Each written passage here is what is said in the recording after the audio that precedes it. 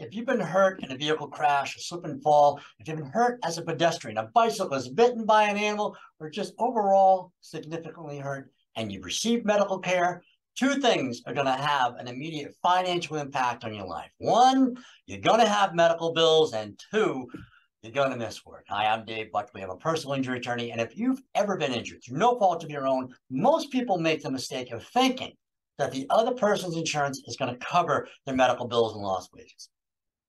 While that might be true, what they don't realize is that that doesn't happen until your case is settled. That doesn't happen probably for a very long time.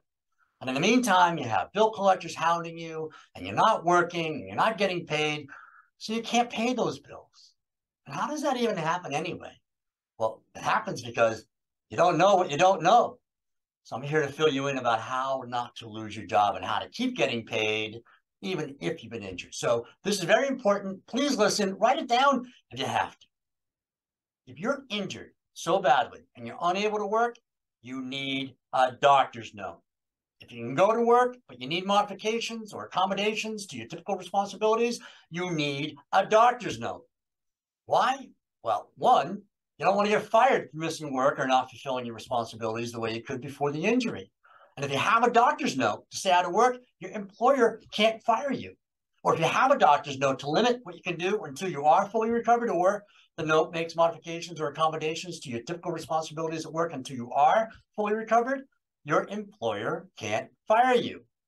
I had a client who was hit by a car while he was riding his bike and he hurt his back. He was a fry cook and he was on his feet all day long, as you can imagine.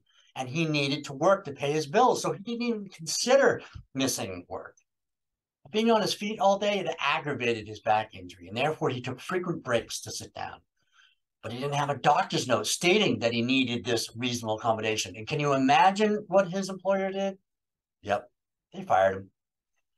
And he couldn't even get another job right away because his injury prevented him from fulfilling his duties to the best of his ability or to a standard that was acceptable in this particular line of work. And no one was going to hire him in that condition.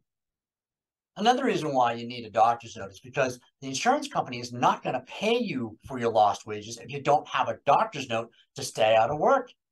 I had a client who missed 5 months of work, unpaid. She had a doctor's note for the first week, but she never thought to have it renewed for the rest of the time that she needed it.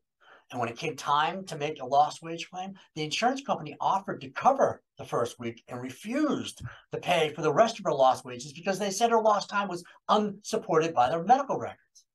And it was. I say this all the time. If it's not in your medical records, it doesn't exist.